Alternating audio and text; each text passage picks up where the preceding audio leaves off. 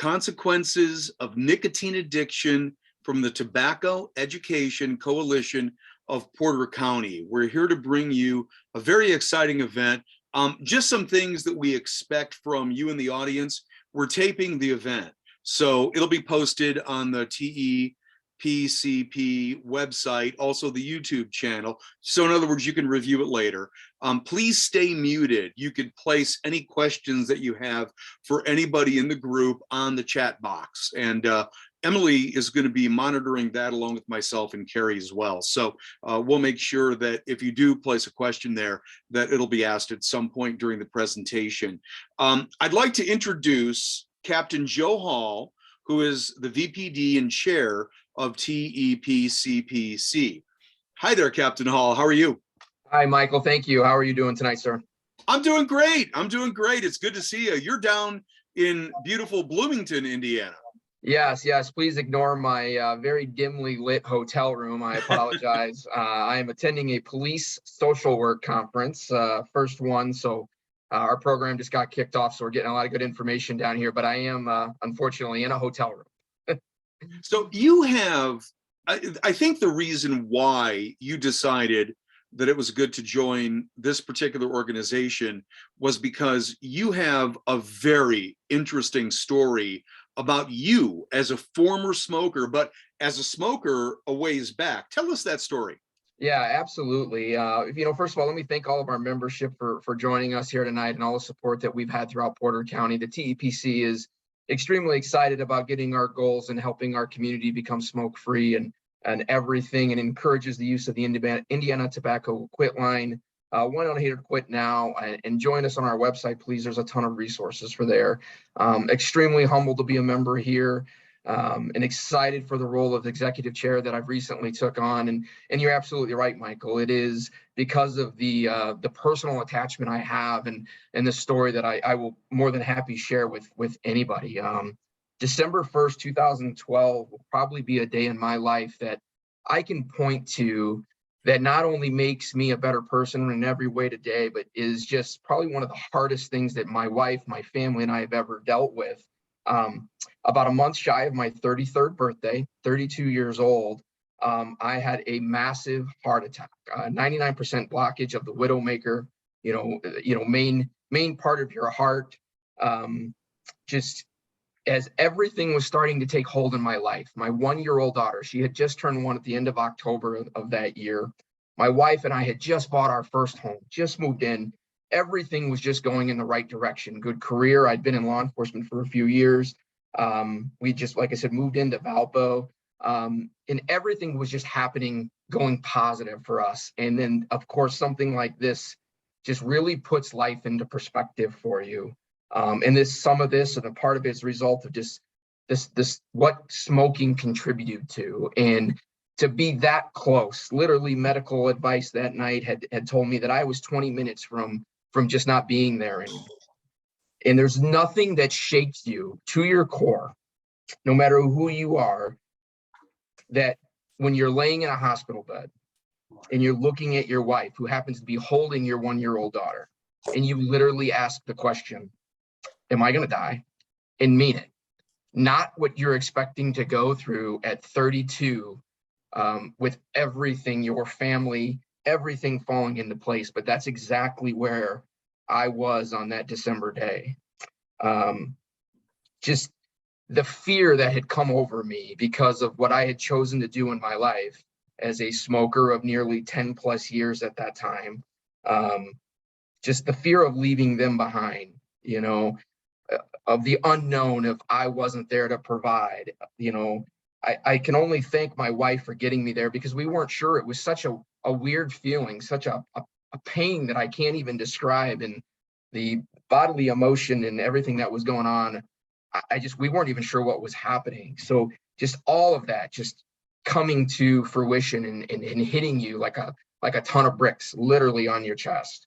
And my wife getting me to the hospital, and the medical staff working so quickly, getting me into the cath lab, and literally saving my life. I mean, every indication, like I said, was that I was 20 minutes from just not being there for my wife, not being there for my daughter, my family, my my career that is so important to me now. Literally, the two are so intertwined that just being able to survive that, and now being able to take that and being a part of this organization is just, I really can't describe how it makes me feel, but it makes you want to be better. It makes you want to share those experiences.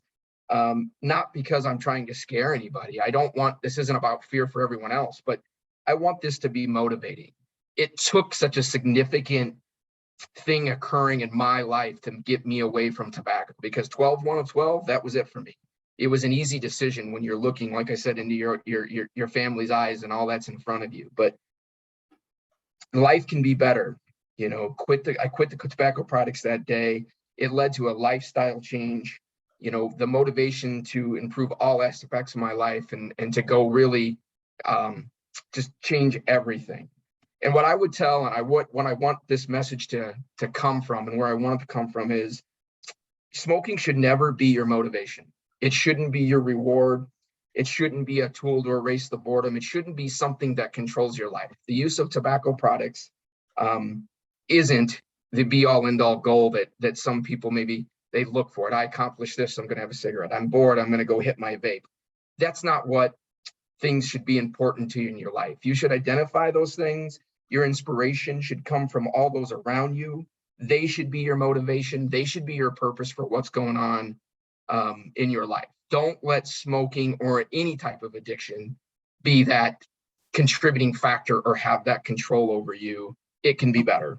I want this to be an example as you guys see the rest of tonight's program. I want you to understand that our kids are seeing this as well. I grew up in a family that smoking was very prevalent, so it wasn't a big deal for me at 18, 19 to start. But this needs to be an example for today's youth of the decisions they make and the decisions we make in front of them will influence them.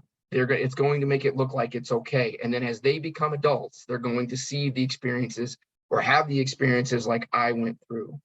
And I really want this to be something that they see, that they understand that the use of nicotine or tobacco products is not the way of the future, but it's the way of the past. We need to take hold of this now.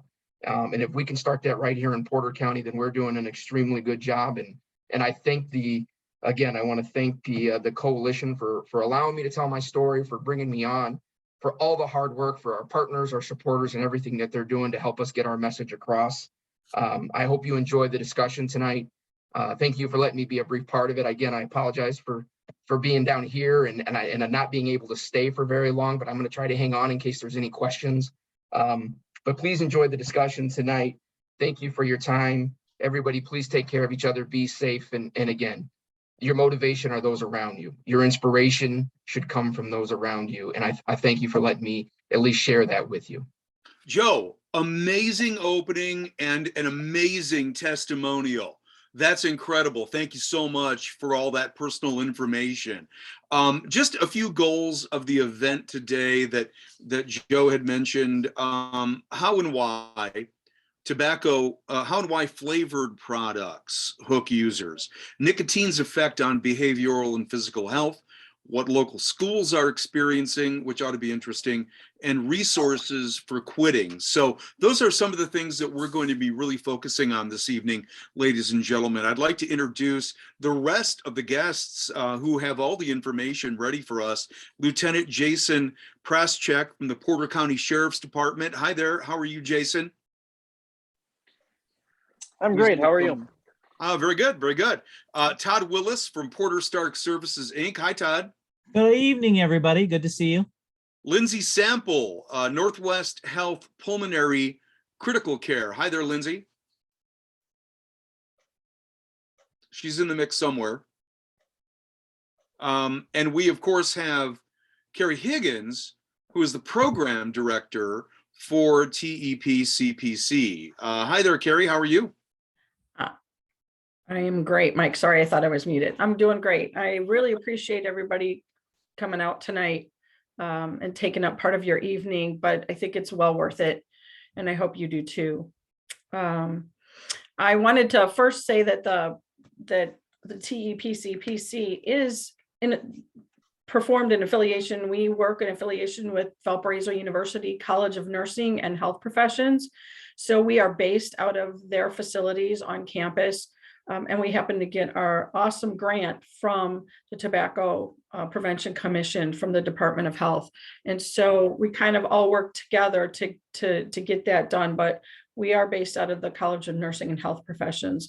So that's why all my information in our website says Valpo University on it. So that if that explains things, I hope that does. But I also wanted to make sure that we allow a little bit of time for our new staff member, our newest staff member, which is Emily Carpenter. One of our valuable goals is to work with our youth. And so we have recently reignited our youth efforts and working with the schools. We get contracts or MOUs with all the school systems. And right now we have MOUs with 6 out of the 7 Porter County school systems. Emily is going to be taking care of working with those school systems, and she's right now recruiting. And so I'll let her talk to you a little bit about voice. But to do that, you probably want me to share, right? Yes, my beautiful slides. Okay, I will do that. Well, hi, everyone. Like Carrie said, I am Emily Carpenter. I am the youth facilitator and outreach specialist for the TEPEC TPC. And I am getting the voice, which is the youth statewide empowerment brand. And their initiative is to engage, educate, and empower teens to live a tobacco-free lifestyle. Sorry, I messed up your screen, so Fine. sorry. I am so I sorry. can just chat, not a problem. Yeah, keep going. I'll figure it. So we just started up. I just started my position in July. So we're just now getting going. We've got a small group of about 3 or 4 teens right now that are really active. The whole reason for this movement and the whole reason for Voice is to empower teens to live in the life in the world that they want to create, the one that they want to live in, the one where they deserve great opportunities to thrive, to have, us as adults empower them to be the best versions of themselves and to make sure that they know their voices are heard and that they can change the world for what they want it to be. So Voice is to help these students connect with the community and be able to help fight injustices and make sure that health equity is available in front of everyone all the time. The program itself is about service learning opportunities, self-improvement. We want to make sure that what the students are doing in the communities are lasting positive community contributions. So we want to make sure that we're letting people know the dangers of smoking and vaping, to let them know, we have resources to help them quit, whether they're a teen, whether they're adult, doesn't matter. We're here to assist them. And we also want to give them opportunities to be leaders, to train. I did the program as a youth, as a teen. And here I am again back here leading it myself because I loved it so much and it made such a lasting impact on my life. And I want to help other teens feel empowered so that they can go on and do great things with their life too. So if you guys have any questions, feel free to email me. I'll put my email in the chat. If you as an educator or any community member are interested in the program, or you're a teen or you have a teen that may be interested, just send me an email. Doesn't matter. I'll talk to you no matter what. And that's all I have for the youth program. Thank you, guys. That's great. Thanks so much, Emily. We appreciate it. Okay. Thank you, Emily. I appreciate that so much. And it had totally messed up my entire, I don't know what happened. So sorry, guys. Let me just grab.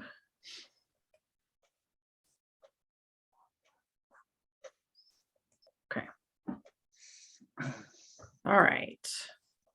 Now we should be able to do it.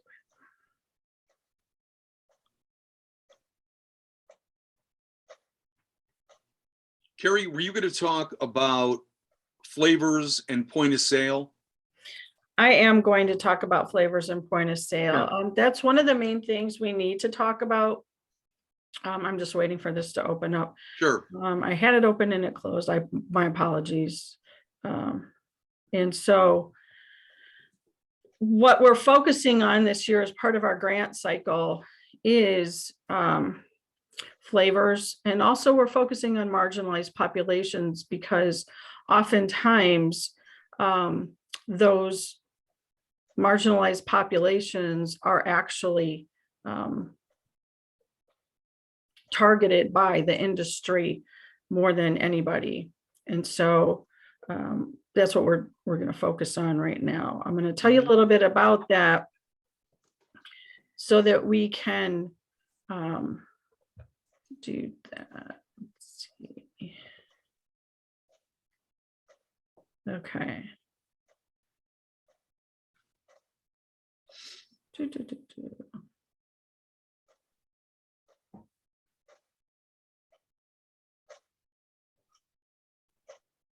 Okay. Let's see if this works. Can you all see that then? Yep. So that was Emily's. Okay. And so, yeah, now I need to move all you people around. Okay.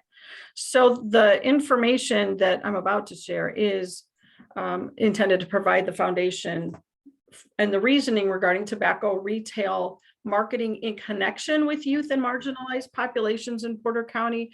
And I know this probably isn't as, sexy as some of the things that I hope that, Jason's going to tell us the meat of what's going on in the schools, and Lindsay has the pulmonary health view, and, Todd's going to have the behavioral health view. But this really is why we need to get to the root of the problem. The information that we look at is basically that this perspective is that these teens are being targeted at this point, and these marginalized populations are being targeted intentionally. So, and then we end out with the results that we're seeing in the schools and in behavioral health and in, the healthcare providers' offices. So over time, I just wanted to take a quick look at over time. Back in the day, when you guys, some of you might remember Joe Camel, but companies marketed their products and using things like cartoons, and there were people wore t-shirts and had all kinds of different paraphernalia that they used to wear, and it would promote the tobacco companies. But tobacco companies also used to sponsor events, and then they'd have billboards and things like that. Well, they can't do a lot of that anymore. So they now actually have kind of restricted the advertising and how they can advertise. But as you see the pictures on the left, they had to adapt and change their ways. So that on the left, those two pictures are kind of what you see now is the way that tobacco companies market. Now they actually tell the retailers where to put those products. And so it's not that the tobacco retail or the retailers have a lot of choice. They are told where to make that placement for the most part. And so now instead of those branded billboards and sponsorships and things like that, this is what it looks like. Crowded retail signs on the doors, the windows, and you might see that in all kinds of different neighborhoods and capacities. So just to quickly explain what point of sale marketing is, that's essentially just marketing tobacco products to consumers where they purchase the tobacco. And that could be retail stores, convenience stores, gas stations, grocery stores, pharmacies, and any other type of stores. Point of sale marketing includes things like price promotions. It includes in-store tobacco product displays, product placement, and retail advertising. It's also important to keep in mind that this type of marketing is not random, and retailers often have contracts with these tobacco companies, and the contracts designate where these products have to be and how they're placed and where they're placed. It's a very intentional form of marketing, and that's how tobacco companies work. So they also invest heavily. Tobacco companies invest their money heavily in point of sale tobacco marketing. In 2018, they spent $9.1 billion on tobacco marketing. That's over $1 million an hour. And about 92% of those marketing dollars, or nearly 8.4 billion, were spent on point of sale marketing specifically. In Indiana, tobacco companies are estimated to spend about $293 million marketing their products each year. And that equates to over $45 per Hoosier annually. So it adds up. Why does it matter? Why does how they market these products matter? And the reason tobacco companies invest so much in this point of sale marketing is because they know it gets the job done. It works. So first, point of sale marketing has been shown to increase the likelihood that youth will start using tobacco and progress to regular tobacco use.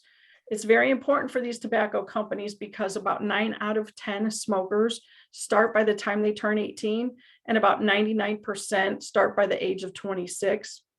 Tobacco companies know that. And they know that if they don't get these folks starting to use young, that they never will get them, because once they hit past the age of 26 years old, they're probably not going to grab them anymore. So additionally, the retail setting is a powerful way to reach young people. About 7 out of 10 youth shop at convenience stores at least once a week.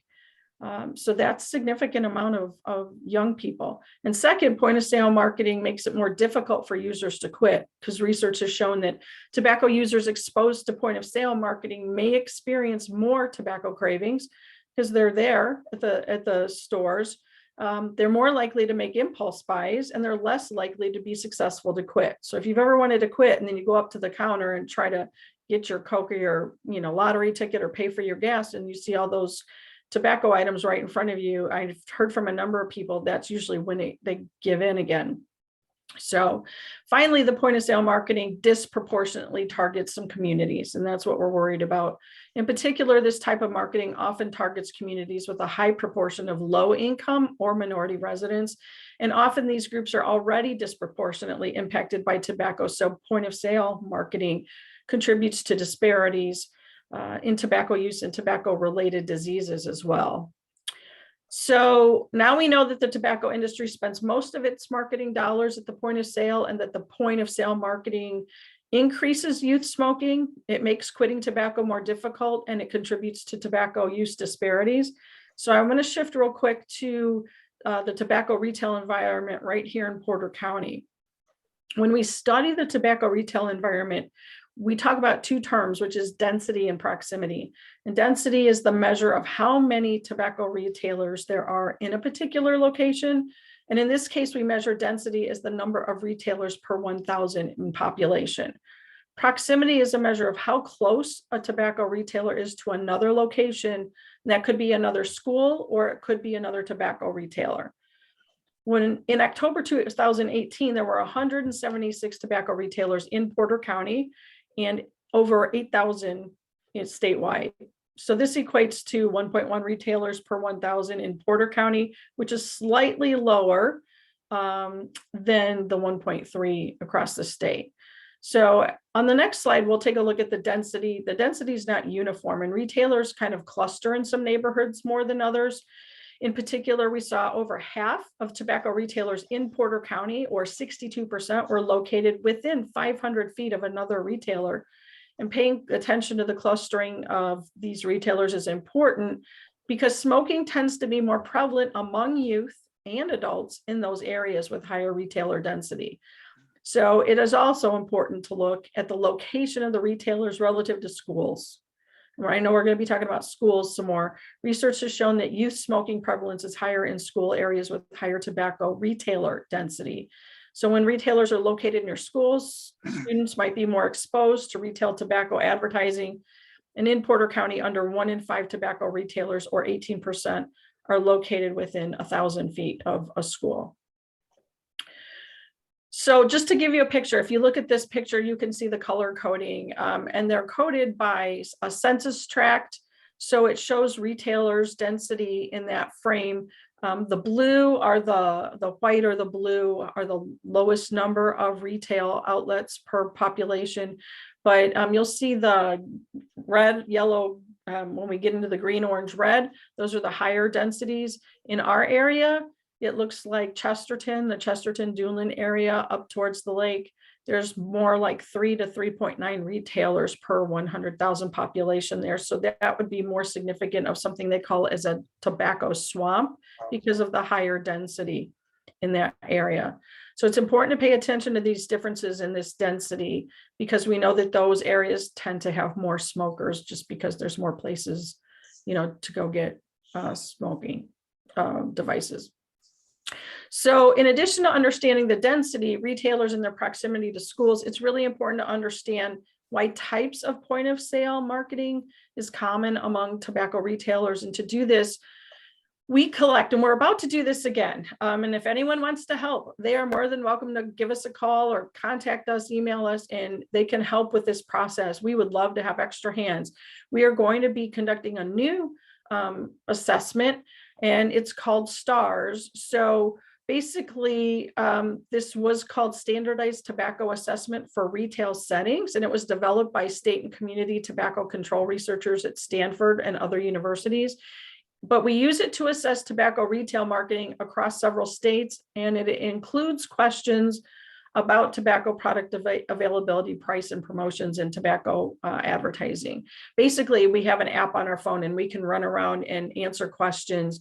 And it's super easy, but it's also interesting to do so that we get updated statistics. So we can't wait to get our updated statistics after we do this in January, February time. But overall, last time, 3,156 assessments were done in 43 counties of Indiana, and we did 107 assessments in Porter County. So we're looking forward to getting new statistics.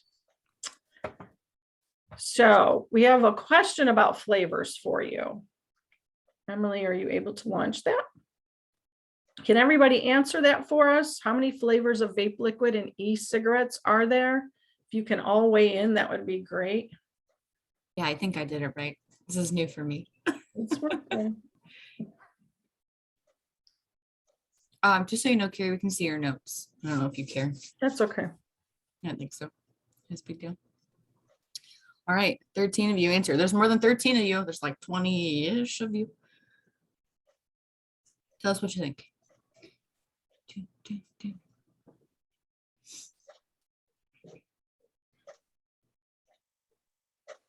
All right, 16. Wow, this is pretty even, guys. Yeah.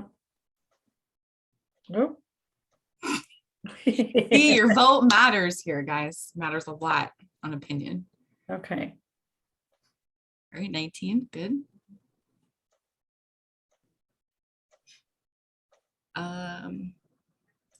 We close. Yeah, let's close the poll. Oh, 20. All right, here we go. Getting there. Okay. Share results. All right, this is the result. This is what you guys think. Most of you guys think so, about over 6,000. Carrie, what's the answer? Over 16,000. Wow, Wow. that's crazy. Yeah, over 16,000. That's every flavor of a flavor. That's amazing. What kind of flavors are kids attracted to these days? You know what? I'm about to show you. I Okay. will definitely show you that. Before you share that, I just wanted to chime in. Someone messaged me and said the STARS project might be a great project for some public health or nursing students. So absolutely. that would be great. If you guys have other ideas, feel free to throw them at us. That's a great idea. Thank you so much, Karen and Matt. Yeah, we have actually used, let's see, I'm looking for something here. We have actually used some different groups. And so if you have a group, a youth group, some kind of group, classes are welcome to participate. We can definitely include, community members and those kinds of things. Because Mike was asking what kind of flavors, and you can see on here that that definitely the sweeter flavors, the colorful packaging, those are the kinds of things we take a look at, what kind of packaging and things like that. But another thing that's really popular is the cigarillos and the little cigars and things like that are really popular, and they like that exterior packaging that's really colorful and things like that. So these are often cheap. If you take a look, you'll see the 2 for 99 cents. That's what it's hard to afford things on a kid's budget, especially when they don't have a lot of money, and somehow if they get somebody to buy these for them or however they're getting them, it's attracting to them that they're very colorful packaging and they're cheap and easy to get. So we also know that the majority of youth who use tobacco use flavored products. The statistic is 6 out of 10 high school student users use flavored products. And additionally, most youth who have tried tobacco first tried flavored products, and youth often indicate that flavors are a reason for using those tobacco products. So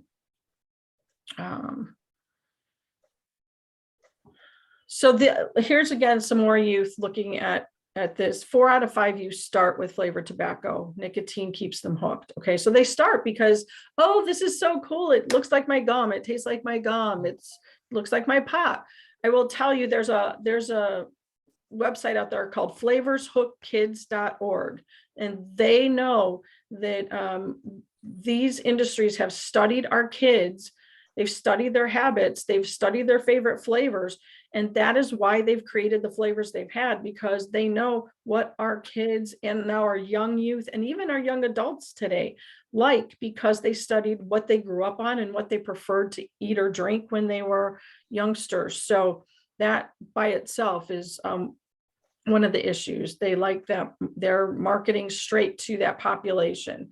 So one thing I just wanted to show you was the fact that this graph shows you basically the most common flavors. And you might think it's all the sweet stuff, but honestly, high schoolers are looking at fruit as their favorite flavors. Mint is next. Menthol is third. And then candy, desserts, or other sweets. So when we talk about getting rid of menthol in a little bit, you'll see why we want to get rid of menthol, because they do like the menthol as well. If you go to middle school students, they're not as big on the mint and the menthol. They like the fruit, then the candy, desserts, or other sweets, and then menthol. So again, if you want more information, flavorshookkids.org is a great website to take a peek at. And you can see from this that when we did our store audits, almost 97% of the tobacco retailers actually sold many of these, all the flavored products. And that's very common. So that being similar, that's similar across all the counties surveyed. And the data indicated that the flavored products are really widely available all over. And Hoosier youth, over half of Hoosier youth use flavored tobacco products. So I like this. A colleague of ours with the American Lung Association, who helps us with some advocacy issues, made this statement, and I don't know where he got it from. I don't know if he remembered, but he said he loved it because marketing lures kids to water or to vapes, right? Flavors get them to keep using or drinking, and nicotine keeps them drinking. So it's the nicotine that really is the issue. It's that addiction to nicotine that keeps them using the products. And you can see Juul here is one of the dominators of the market, at least up to now. That may actually change with some of the new products. So I just wanted to ask all of you, with some of these vape products, I'm curious to see if you think they're equal to a pack of cigarettes, or do you think they're higher or much higher than a pack of cigarettes? If you just even put some comments in the chat box, I just want to see, you can say high, higher, the same.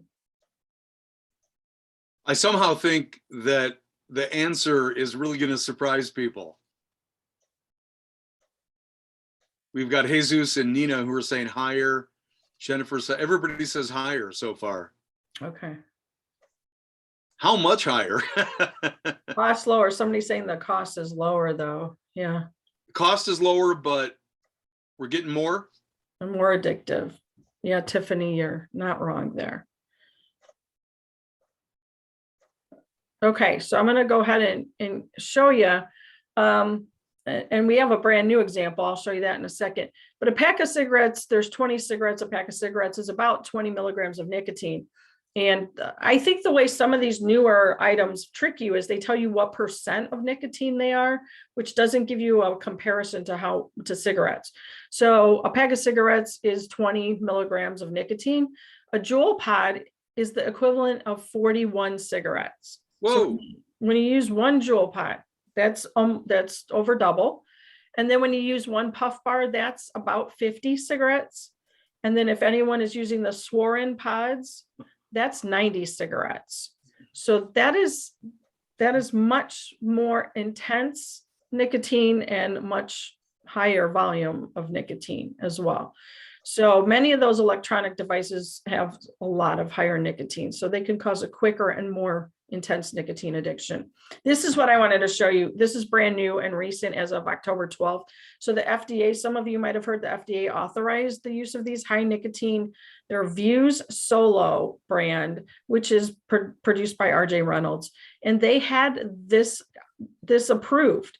We were trying to have no flavors approved, but they didn't approve the fruit flavored proposals, but they did approve the tobacco and menthol versions. And so that's not what we wanted. We wanted no menthol at all. So the American Lung Association's response to that is that completely removing high nicotine products like Views from the market and ending the sale of all flavored cigarette products, including menthol, is the clear path to ending the youth vaping epidemic. Basically, as long as we have flavors, including menthol, kids are still going to be attracted to vaping. So there were over 6.5 million applications for approvals through the FDA from about 500 companies. So they're still waiting on all of these. The interesting thing, from the Campaign for Tobacco-Free Kids, the president, Matthew Myers, made the statement that while it's a positive step that the FDA denied applications for 10 flavors of Views cigarettes, it's concerning that a product that has 3 times the nicotine concentration and is as legally permitted in Canada, the UK, and Europe was authorized here. They don't authorize it in those countries. And Israel was also one of the ones I read about. But yet we're going to approve it here, and it is 3 times the amount that is approved in other countries. So it's pretty heavy nicotine level. So I'm kind of moving from youth marketing to marginalized communities, because we know that, and this was one thing that interested me the most when I started learning about how tobacco companies had targeted marginalized communities, was that these flavored products, specifically menthol, targeted certain sectors of the community. And it's not just a preference for them. They have been targeted by the tobacco industry all of these years. So it's largely marketed toward marginalized populations, including African American or Black and LGBTQ populations as well. So they've spent decades targeting Black Americans in a lifelong deadly addiction, and decades, and it's a long time. Advertisements, both inside and outside the stores, were 10 times more likely to be present in predominantly Black neighborhoods compared to what is seen in neighborhoods with fewer Black residents. If you've ever gone through a community that has a higher Black population in it and wondered why their corner stores just have windows plastered with menthol cigarette ads, this is why. It's because of the tobacco industry, not because they prefer to have 10 times more marketing plastered all over their windows. And so in addition to the Black community, the LGBTQ community, in compared with the use of menthol cigarettes, more than 1 in 3 LGBTQ smokers use menthol, while fewer than 3 in 10 straight or heterosexual adults report using menthol. So survey reports even higher use of menthol use among those in the LGBTQ plus population. So because menthol has so many toxins, there are lots of toxins in menthol that many menthol smokers are now likely to attempt to quit smoking if they can get rid of menthol. Researchers showed, for example, that if menthol cigarettes were banned nationally, 44.5% of African American menthol smokers would try to quit. So the menthol ban won't solve the issue, but it will help mitigate some of the outcomes for the African Americans as opposed to the health outcomes of other populations. So it would help tremendously. Why do they add menthol? And you can see on this chart, to mask the taste, to mask the odor. If you ever smoked, at all, it might have enhanced the tobacco flavor. And some say they add flavors to decrease the social stigma associated with smoking. Even if you go back to the fruity flavors and things like that, that these youth at school are comparing, what flavor do you have? What flavor do you have? And is mine cooler than yours? And things like that. So there's a lot of things that flavors add in addition to just flavor.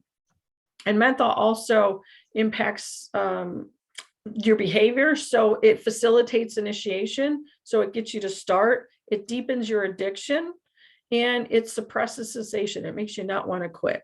So when we looked at menthol users, it should be noted that several communities are targeted, and we said African-American, Black population, LGBTQ, but we can see here on this chart that nearly 90% of the African-American population will end out that smoke are smoking menthol cigarettes. So 90% of Black smokers are smoking menthol. Other racial groups also use menthol, such as Asian, Pacific Islander, those of 2 or more races. But the grouping is done to look at underrepresented populations. One thing is that you don't see a difference in is whether you're in a rural community or an urban community. Doesn't seem to much difference nationally. We know that urban settings, advertisements are more prevalent and specific, with increased numbers in Black or African-American adults or those who are low income. But in rural communities, we see fewer anti-tobacco messaging. So these factors can also make a difference. Ooh, and I just blew through some. Okay. So some of you, I know there were some teens on and there were some parents, there's quite a few parents on, and I wanted to just show this. These are actually signs your teen might be vaping. The problem is that sometimes teens act like teens, and some of these would be just part of a normal teenage behavior. So what you're really looking for is differences and change, sudden changes in behavioral changes.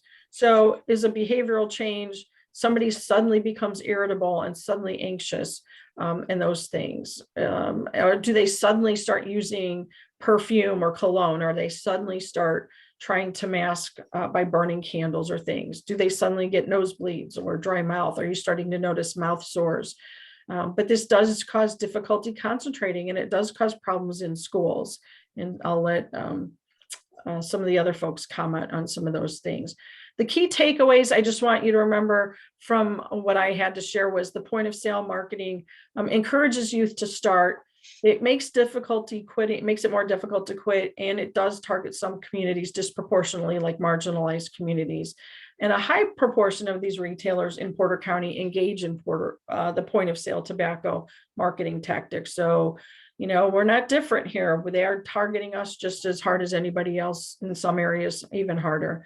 So they display tobacco advertisements, engage in those price promotions, and promote cheap flavored tobacco that's appealing to youth.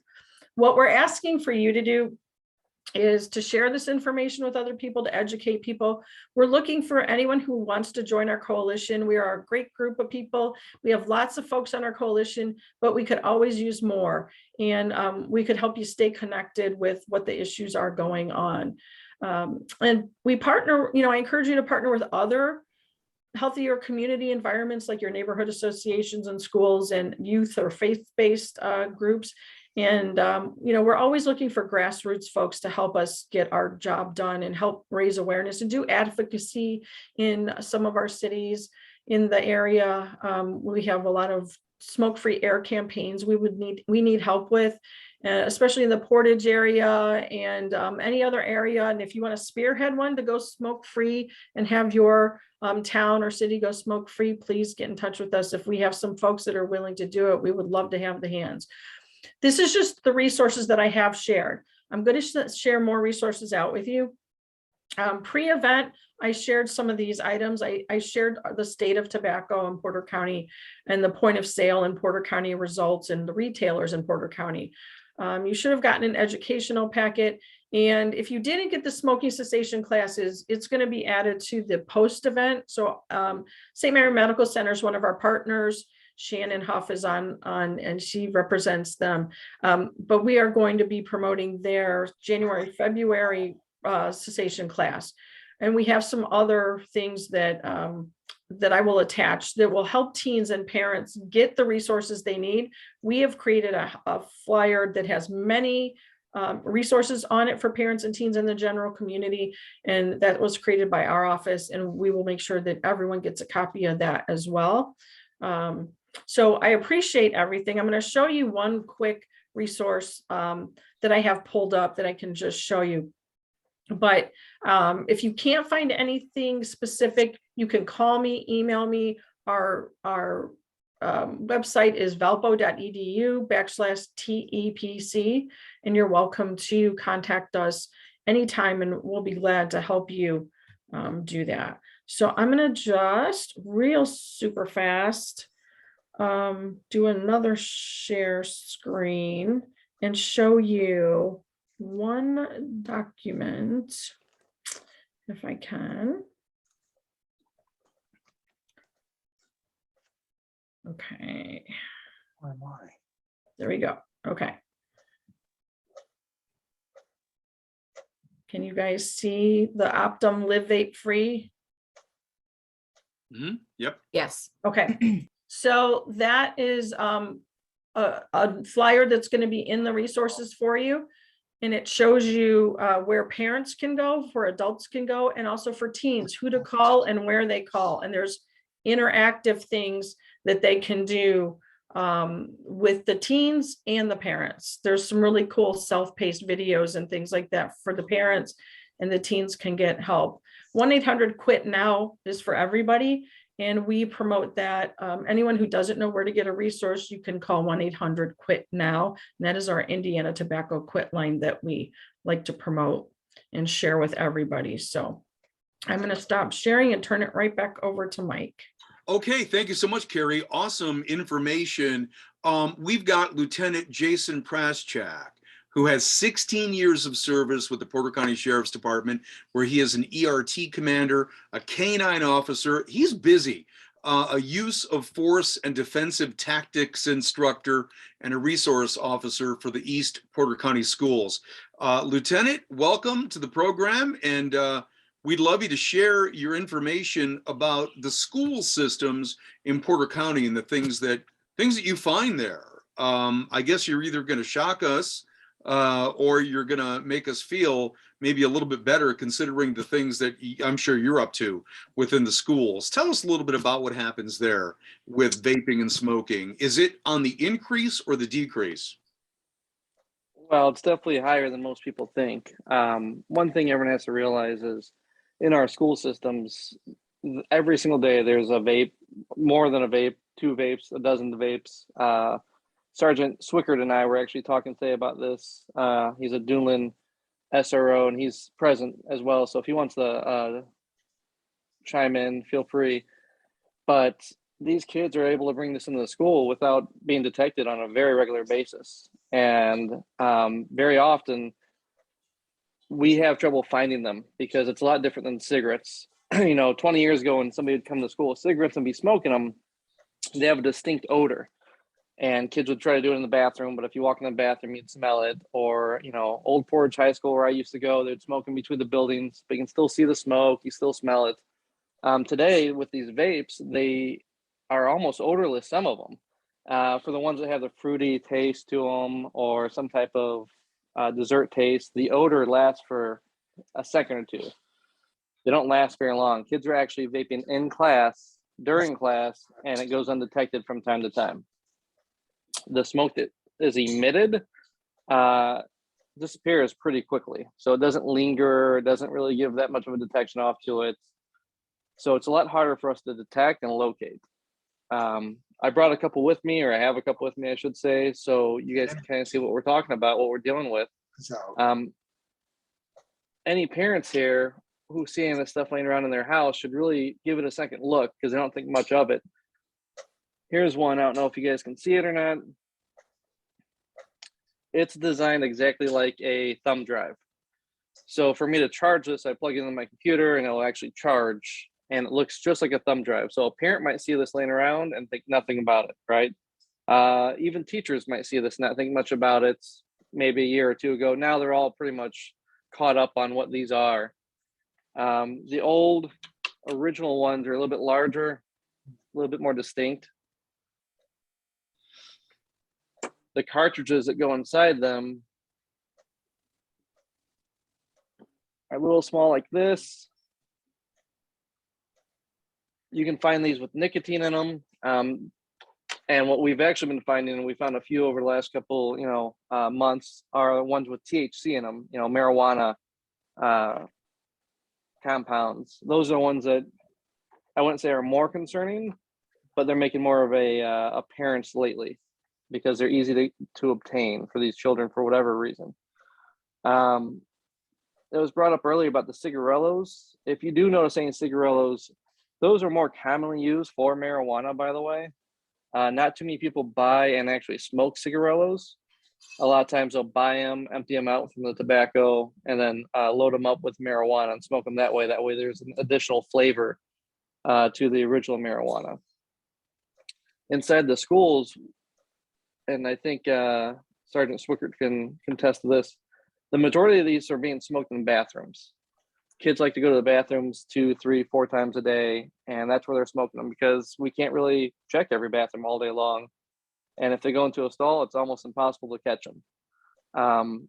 We've found them in East Porter County schools hidden in the bathrooms. Sometimes kids will bring them and put them under the sink or in a stall somewhere and leave them for somebody else to come and use later. The mindset behind this is, one, they won't get caught with it on their person. So you can't really blame them, right? Unless you go back and review some video and catch them. 2, sharing with a friend, easy to pass off that way. Once they're on them, these could be hidden anywhere in your socks, belt buckle. Girls are hiding them in their bras, and for us to find that, it's almost impossible. Most of the time when we catch kids is because of word of mouth. We might hear some murmurs from other kids or something like that. Very seldom do we catch them red-handed. Lieutenant, punitive measures that seem to work or not? Yes. Usually the schools, and I can't speak for every school district, but most of the time, if it's a vape involving nicotine, you're looking at a few days suspension. I think on average, probably up to 3 to 5 days suspension. If it has THC in it, a lot of schools go for expulsion. Through my experience, since I've been at the school, if we catch somebody with a vape, we automatically also issue a ticket through the sheriff's department to the juvenile for the possession of a vape device, which is a separate charge than like possession of tobacco now. They had to add it because it's become so prevalent among the population. Okay, so I guess my next question, my follow-up to that is I'm thinking that all students know this. How do they know this information? Is it on the walls of the school? Do they have a handbook? How do they know that all this stuff is illegal? Well, I believe the handbook touches on usually narcotics and tobacco and the rules against it. One of the big things about the punishment is word of mouth. At the school I work at, I have a police canine rogue, and we've used her numerous times, and she's actually found vapes in lockers before and in a car. So word of mouth goes out. If they see a specific SRO or if a kid gets busted, it goes around pretty quickly what happened. And you might see it die down for a short time, but it picks right back up. What do you think what is the parents' role in all of this? Education is a big one. I'd hate to say it, but a lot of times when you find some kids who are vaping, a lot of times your parents are also involved in smoking and or sometimes narcotic usage. These kids are getting it from somewhere, and it's either older friends, sometimes it's parents. For the parents who are on the lookouts, like I said before, you need to be looking for little devices like this, devices that look like a little thumb drive. This is another one. You can't see it very well, but it's actually shaped like a crayon. Legitimately has the border and outline of a crayon. If you see it laying on the ground, you might not think much of it. If you don't know what it is, take it, check it out, ask questions. When the kid's at a younger age, educate. All you can do is educate. And, it's easier said than done, because how do you educate somebody on tobacco? Showing them something like this, having some talks with them, that's really up to the parent, but you have to educate them before they come into contact with it, because they're going to come into contact with it. Amazing, absolutely amazing information. Any last words that you might want to tell us? Oh, that's all. I appreciate this opportunity to speak here, and like I said, Sergeant Swickert was present. If he has anything to add to that, he can. And Sergeant? if anyone has any, Yeah, the only thing I'd like to add is, the problem we're running into it up at Duneland is a lot of the parents are providing these for the kids because the parents are thinking these are safer alternative to tobacco. They're thinking that it helps them quit smoking, so they think it's safer for their kids to have it. We don't really have the Juuls, the cigarellos. We don't have that in school. What we're getting is more the Max Pros, the Mr. Fogs. Those seem to be the big trend one right now. I get about 3 or 4 of those a week, sometimes more. They're like he was saying earlier, they're very easy to hide. So for us finding them, we're not, the girls know we're not going to search their bras. We're not going to go in their pants, but that's where they hide them. We know what's going in there. We do get lucky every now and then and catch them in the bathroom. But majority of my tips come from other students that are tired of going in the bathroom and having, 6 or 7 people in one stall vaping. So I'll get a lot of videos of, Snapchat or Instagram that kids will bring to me. And then that's how we start finding our way to search these kids for them. Now, I've had I've heard from multiple parents, some in healthcare, that have made the comment that because of policies at schools, their children who don't vape are afraid to go into the bathroom because if they're in the bathroom when folks are vaping, then they can get in trouble too. And so I see it causing a problem, not only just for the students vaping, but also for regular students who want to just go utilize the restroom. So it's got to be a tough call to make for resource officers. I think it's part of it too, is the kids don't want to be part of that anymore. And they know that, we don't have cameras in the bathroom. We have cameras covering the exits of the bathroom. So if we know there's someone there vaping and there's 6 or 7 students in there, we'd search all of them because we can't say inside who's got it. So we search all 6 of them, and the other kids might've just been going in just to use the restroom and then they got pulled down for a search.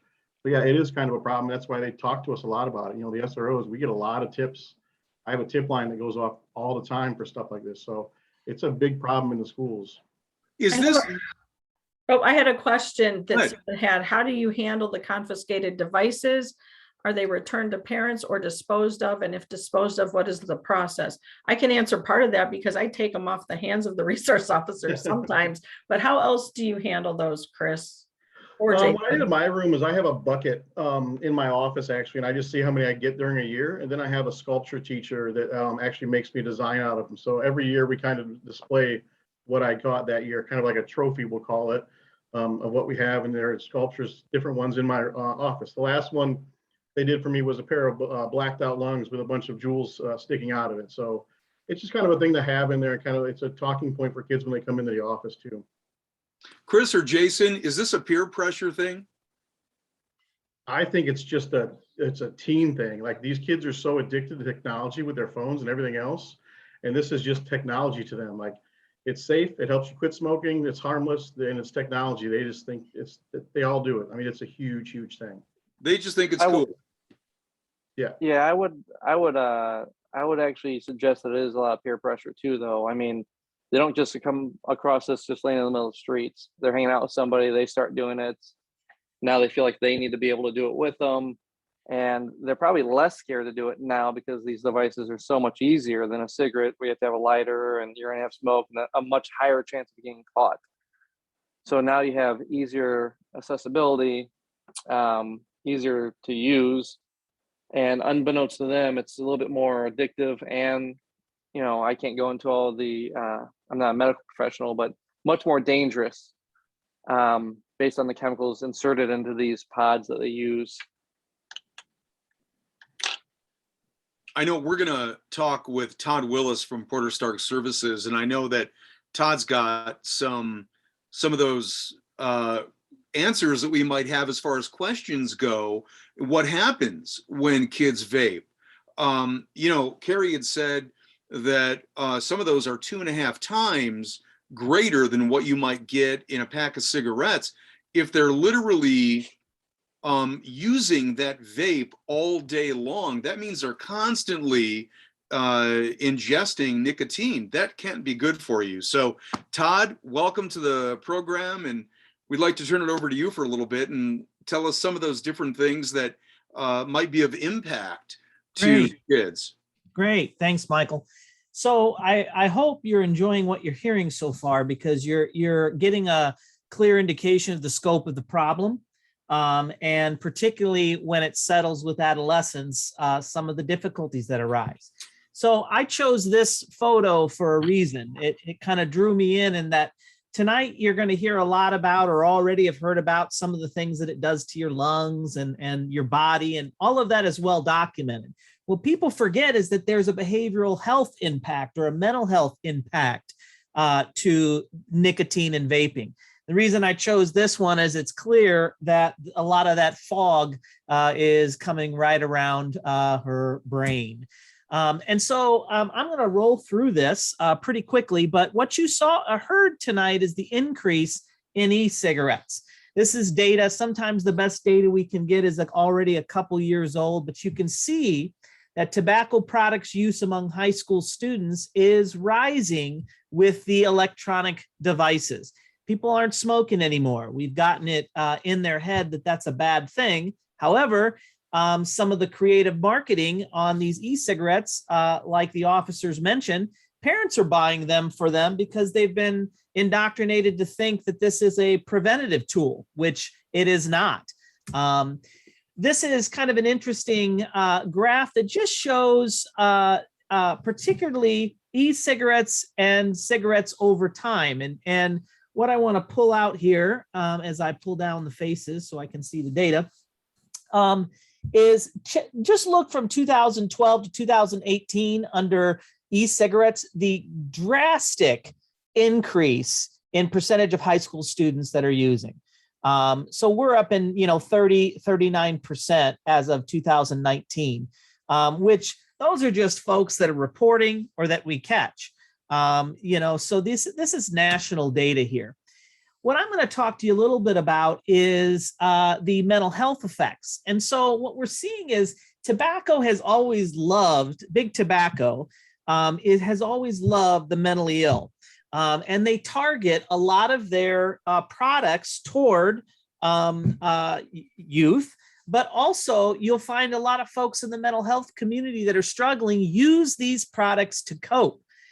I don't lead with this when I go into schools and talk about drugs, but the reason people use drugs partly is because they work for a while. And nicotine is no different. What this looks at is just, when you're looking at mental health problems and you're saying, folks that have what we call internalizing problems, anxiety, depression, whatnot, about 5.3% of those are using daily use of products. Folks that have what we call externalizing problems, things that kind of, disruptive behaviors, they're also using quite a bit in terms of the total number of nicotine consumed. We know that when we're talking about e-cigarettes, folks that use e-cigarettes, there's an 8 times greater odds of developing a severe substance use comparing to folks that haven't smoked at all. So what does that mean? Folks that vape, does that automatically mean that they're going to develop some kind of mental health or substance abuse issue? No, but you're 8 times more likely. I don't know somebody that is using heroin. I'm a therapist. I'm a clinical addiction counselor. I don't know someone that is using heroin that when I go back far enough doesn't also tell me that they started with nicotine. It's something that we see that link. I don't like using the term gateway drug, but we certainly see a link. Some of the recent journals that are out there are talking about that vapors are more than twice as likely to be diagnosed with depression, twice as likely for folks that aren't vaping. Those who use e-cigarettes significantly more are more likely to have mental health histories like attention deficit disorder, PTSD, gambling disorder, anxiety. I'm not saying that this causes those things, but there is a connection that you don't really hear so much about. We see that since 2011, teens, youth have been increasing their use of these products. And we also see that along that same time period, advertising has increased toward them. There's definitely a play in terms of that. So when we look at why adolescents use at such a high rate and why tobacco is spending so much money on adolescents, we got to look at the brain. I mean, they're experts in this stuff too, make no doubt about it. They have studied the brain more than anybody else, I'm certain, on this call, including myself, because what they know is that if they can introduce their product early on, that is when this is what this kind of diagram shows, is that from age 5, you can see this huge mass of growth. That's what all the colors are, that is happening all the way to 20. Most folks feel that the brain doesn't fully develop until 26, but you see all this growth. Tobacco companies know that if they target adolescents and they get them to use their product in any of these green time periods, right? 16, 17, those kind of things, 14, 15, we're going to develop an addiction that's good for them. It's basically guaranteed business. One of my favorite books that really goes into the teenage brain from Francis Jensen really describes the teen brain as a Ferrari with weak brakes. And so what you're seeing is that aside from when these e-cigarettes kind of start to take effect, the brain at that point, you know, these kids that are vaping in school, there's a rapid learning process that's happened. There's a window, what we call a window of opportunity. It's a window of opportunity, but also increased vulnerability. So what we see is that, like, even the pro-marijuana folks, and the reason I bring up marijuana is if you trace the money in this whole process of legalization of marijuana, tobacco company is one of the biggest pushers and providers of the funds to push out the legislation on marijuana. They're happy about that too.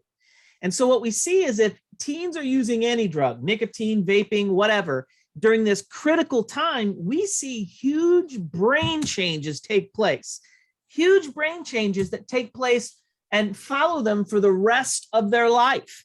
What you see when nicotine goes into the brain on a neurotransmitter level is all of these things. I mean, it'll decrease fatigue, it'll give energy, reduce pain, decrease anxiety. And you might be looking at that going, hey, that's good. Well, like with any drug, this is what starts the addiction process. If you're anxious and you vape, all of a sudden that connection in your brain goes, do that to relax. And then we start making a connection on a neural pathway. This is when behaviors and addictions start. So when nicotine comes in, I provided the key to all of this neurochemistry is remember terms like serotonin. That's the neurotransmitter for mood. Nicotine hits that. Remember norepinephrine. It's a neurotransmitter that hits arousal and appetite suppression.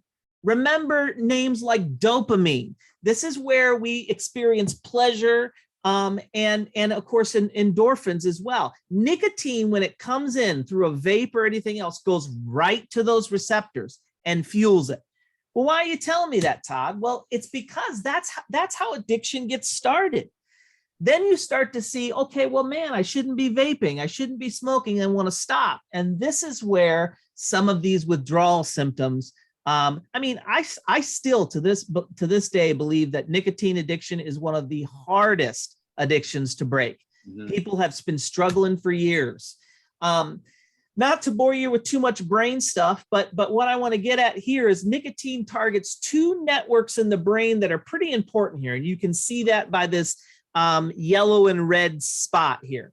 The two areas is what we call the salience network and the striatal reward network. And what this does, nicotine goes to, in the salience network, this is the part of the brain that helps you process emotion.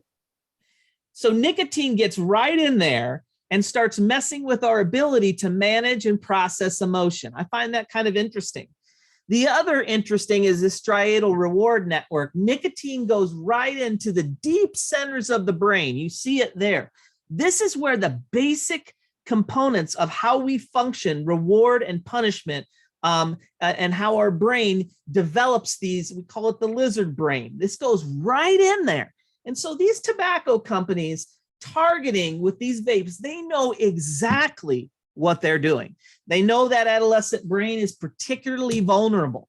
And they know that this, you know, when we talk about addiction, it's not a complicated process. As a matter of fact, it happens pretty textbook. It can move very quickly from just, you know, hey, I want to vape once, to craving it, to all of a sudden needing to smoke or vape to avoid these withdrawal symptoms we mentioned. moving ahead, the long-term cognitive impacts that has been studied. I've included some of the psychiatric journals that have written about this.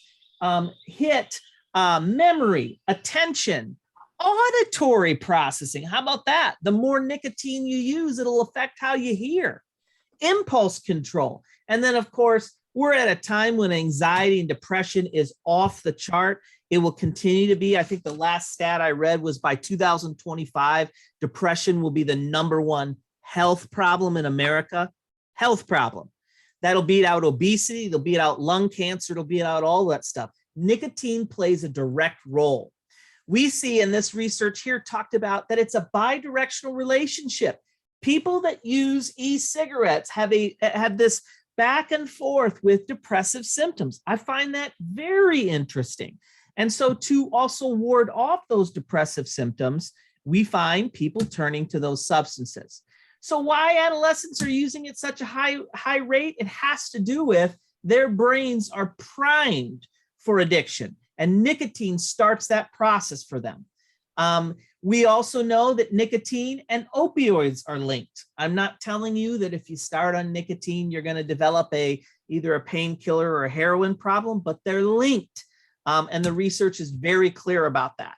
So what can we do about that? It's really about prevention. This is why these kind of conversations are so important, to give out information, because really, once you have these kind of issues, there are behavioral interventions I've listed there. All of them are evidence-based that tend to work. But we know if we just do that, it's not enough. We have to pair that with what's called nicotine replacement therapy. And those are some of the APA-approved drugs that might help with knocking down some of those cravings. However, none of that is perfect as well. As I've told you before, this becomes one of the hardest addictions to break.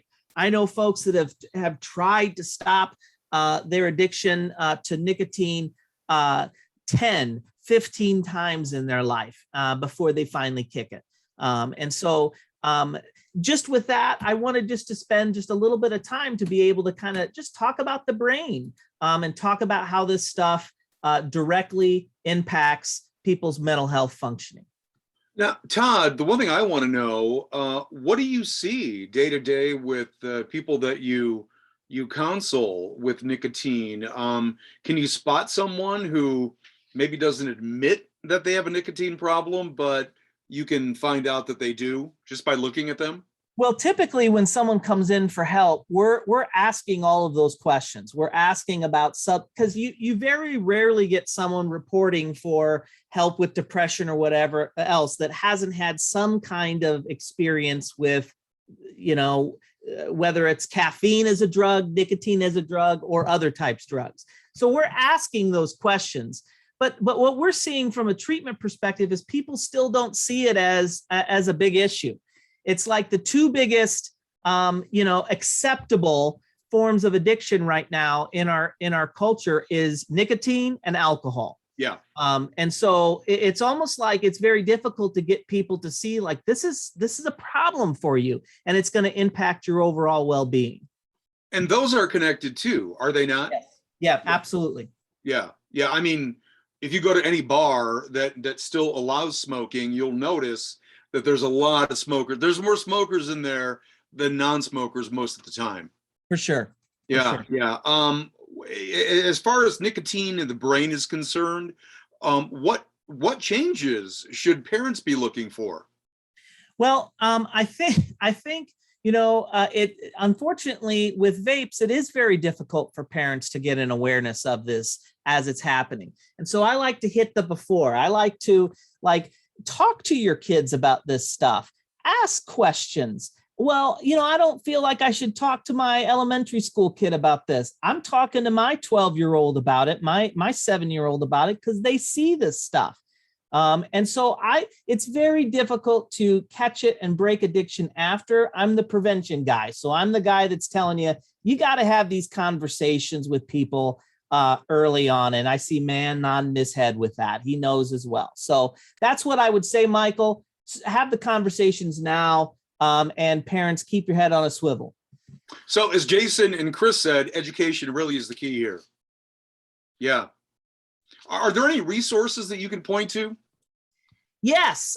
So Indiana Quit Now, I've heard that out there a couple different times. And I know that Emily is going to be dropping a variety, or already has dropped a variety of those in the chat line. So guys, keep an eye on that chat, because I know there's a lot of good resources flowing through there.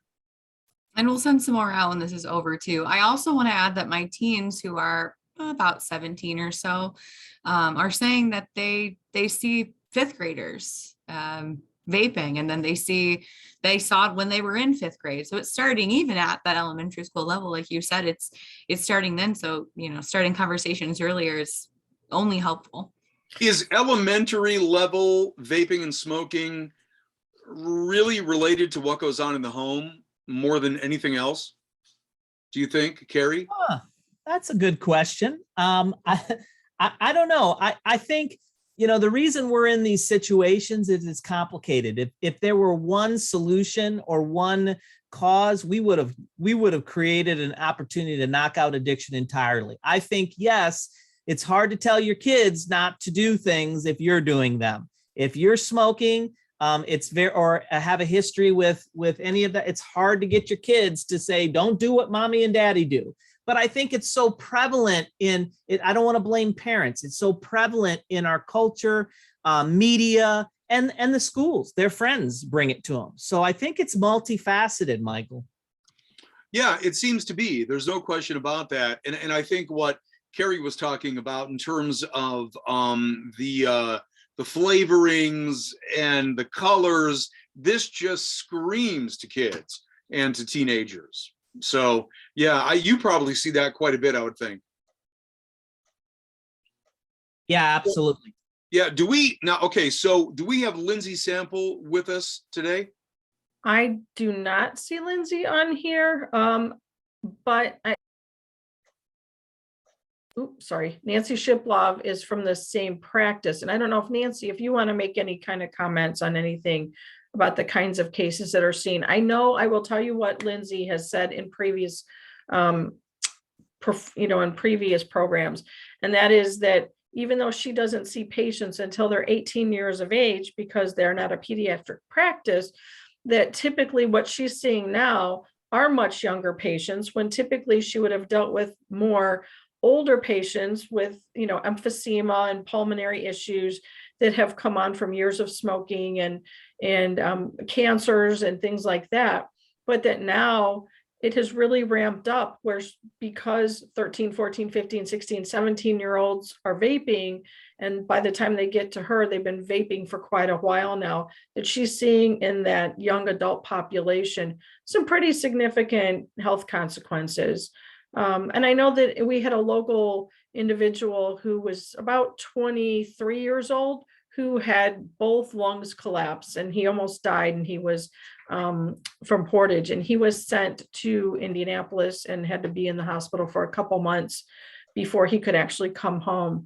And, we have a lot of kids who are no longer able to participate in sports. They just don't have the lung capacity. So, it's affecting them in multiple ways, not just looking at what they think is as health ways, but it's also limiting what they're typically even capable of doing anymore. And that a lot of folks in school or in sports or activities, and they can't participate anymore. So I don't know if any school folks here or coaches, if there's any coaches on that have seen that happen, but feel free to make a comment.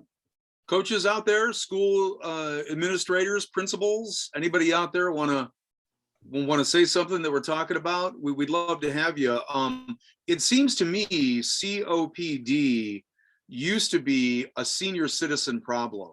And I had somebody about 2 weeks ago or so say to me, they're 25 years old and their doctor told them that they have the beginnings of COPD at 25. I've never heard that before. And it makes me kind of wonder and think, wow, I mean, do people listen to the doctors when they tell them these things? I don't think they do. And I think it also points to a problem of maybe people not even going to the doctor. Could I chime in? Yeah. Okay. I think you're spot on about that.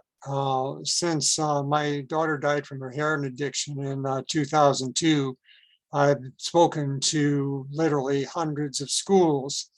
And if you want to change an adolescent's thinking, you have to talk to the limbic system, mid part of the brain, because if you're trying to talk to the prefrontal cortex, nobody's home there. Sorry. So I tell them my daughter's story and how the drug of first use for her was nicotine. She started smoking cigarettes. And it seemed like no matter what my wife and I did, we couldn't seem to break her from doing that. And this is about when she was in high school, and then it extended into age 20, at which she died. So there's a progression, most definitely, from consciousness altering drugs and stepping stones from one to the other. And I do know from having talked to her friends that she experimented with other drugs, marijuana, cocaine, and then finally landed in bad shape with heroin. The most, if not the most, then one of the strongest factors as to whether or not an adolescent will use, in my experience, from all the feedback I've gotten from adolescents, is who their friends are. Parents have to be exceptionally and aggressively monitoring their child's activities. And I don't think you can be too extreme about that. On my website, there is a video that you can see. It's called, Why Should I Search My Adolescent's Room? Because they keep secrets. They're not going to tell you that they've got their drugs hidden in their room.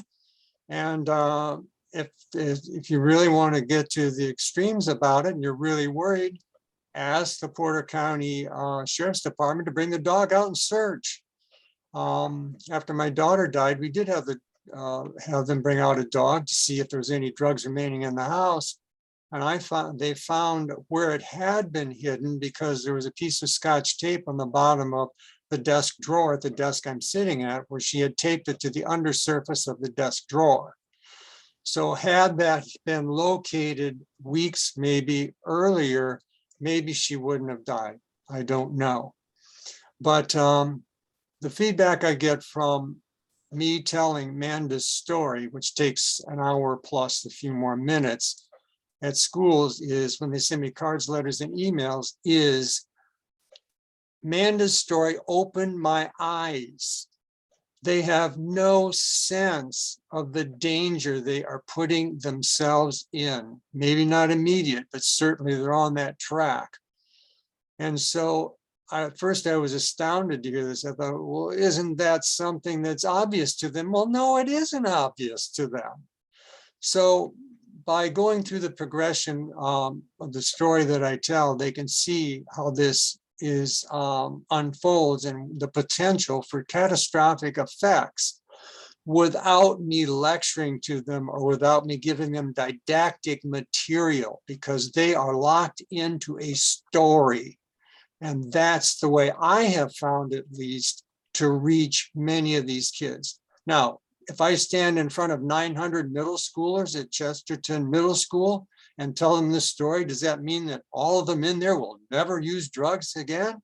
Or they never will start using drugs? No, I can't reach everybody. I don't think anyone can, regardless of the technique. But I do make recommendations that are to parents in a separate presentation that I give. And there are 6 basic measures that they can use that come from SAMHSA, Substance Abuse Mental Health Services Administration. And the first is, be a positive role model for your child. For Christ's sake, don't use drugs in front of them, or don't use drugs with them, which some parents do and think that that's just fine. Be involved in your child's life. If they play soccer, you're at every practice, you're at every game, you support them in every way. Set rules and expectations. Now, this is one of my favorites, and I've expanded what Samson says about it. I recommend that parents give their, set the rules and expectations, put them on paper, list the rules and the expectations, and then on another column next to it, list the consequences if those rules and expectations are violated. Take the magnet, stick it up on your refrigerator door, and at the bottom, you have a little place for them to sign it. I have read and understood and had explained to me every rule and expectation, and I agreed to abide by them and suffer the consequences if I have violated them, and have them sign it. It's a contract and it stays there. And those rules and expectations and the consequences can be altered as time goes by. If you need to tighten them up, you can tighten them up. If you feel like you can loosen them, you can loosen them. Know who their friends are. That doesn't mean you just know that they've got a friend named Mike somewhere and you've never met him. That means that you need to know who they first and last names are, and have you contacted the parents and say, can we work together to make sure our children are safe? And hopefully they will say, okay. I actually recommend going to the parents' house. Say, can I come over and get a feel for the house? Some people use drugs, and the drug paraphernalia is it's right out in the open. And if you start seeing that, or if mom comes to the door with a blunt in one hand and a martini in the other, maybe that's not such a good place for your kid to be. So it sounds maybe extreme, and I don't know how many parents are willing to do this, but having had the experience that I had, it's something I wish I had done. And her boyfriend was, I believe, even though I have no experience as a psychiatrist or a psychologist, no background training in that, I do have a good feel from my research as to what a sociopath is, and her boyfriend checks every box right off. So had I known that, I would have taken more aggressive measures to keep him at bay. So those are the basics that I recommend to parents, and certainly I'm real big on having them search their room and any other belongings. It's their house and your child lives in it, and those things need to be really tightened up. And I think if more of that was universally done, perhaps we could save a lot of children from addiction and potentially death. That's amazing. It's amazing advice. Really, that was absolutely amazing advice. For those of you that don't see the chat, the website is mandasstory.com. Thank you so much for your involvement tonight. We really appreciate it. Just a few things. I want to let you know that we're going to put this up on the website. So valpo.edu, TEPC. Also, it's going to be on the YouTube channel as well, Carrie. So there are lots of good things, I think, to come of this particular event this evening. Would you like to say any last words? I definitely want to thank everybody for sure. That was great. And, I do know that as a parent, I've been a parent of 2 teenage boys myself. And I got to say, I had to keep telling myself not to be their friend. I had to parent them first. And I do believe that there were times, and they told me later, where because I was that kind of parent that would call the parents before they would go somewhere to somebody else's house for a party or something, that there were times they just stayed home because it was easier than going and getting in trouble. And sometimes those parties turned out to be bad parties, and they eventually quit hanging out with those kids because the kids got tired of me calling their parents first. So sometimes we do have to do some things like that and not be popular. They thank me for it now. They're older. But I wanted to thank all the organizations that participated. And I definitely want to thank Mike Bonaventure and Region News Radio, Adams Radio Group, Valpo University, College of Nursing and Health Professions. I have such great colleagues there, and we have such wonderful leadership with Dean Karen Allen, who supports this program wholeheartedly. And like I said, we're housed there and we're supported there. And so please visit our website, that valpo.edu/TEPC, and you'll see lots of different information. There's videos, there's resources there, and anything we have going on. We have a calendar of events. Always reach out to us and feel free to participate and join the coalition. We'd love to have you. Porter Stark Services and Todd Willis, we greatly appreciate you. They're a great partner with us. They have partnered, and they have many tobacco treatment specialists on staff there. So we're really proud of that. And thanks to Northwest Health Pulmonary Critical Care. Joe Hall, I know Joe's probably gone, but we appreciate Joe sharing his personal story. And definitely thank you to all you attendees. I will be sending you out some great resources. And if you find that if there's something you were looking for that's not in there, please let us know and we'll get you the resource or the pieces of information that you're looking for. We have this going on in Porter County, and like you said, I know some of the police officers I've talked to have said this does lead, a lot of them are using this for THC purposes, although we're focusing on just smoking and vaping in general. We know that can lead to that point. And then like Man talked about, it can really lead to other things. So anybody that wants to be involved, please join our coalition and reach out to us. We would love to have you. And thank you so much for being a part of this conversation. One last thought, if I could. If anyone needs a speaker, I do my presentations pro bono. And if there's a school or organization or group you want me to talk to, please contact me. My email is besafe, that's BESAFE, at Mandas, MANDAS, story, STORY. Be safe at mandasstory.com. Thank you. Do we have time for one more question as well? There's still one more in the chat. Yeah, and I wanted to remind people too to call you, Emily, if they wanted.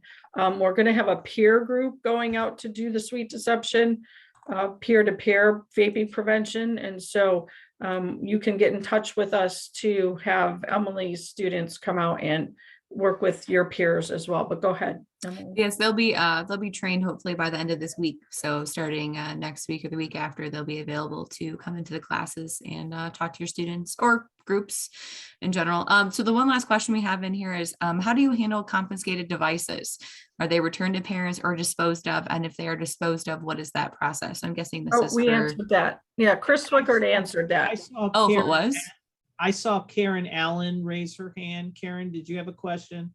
I didn't have a question. I just wanted to acknowledge Carrie and her work. I've been in the addictions field for 40 years, and I am just this presentation was just off the charts. And I had another meeting, and I pushed them to let me out early so that I could at least catch some of this, because I love this stuff.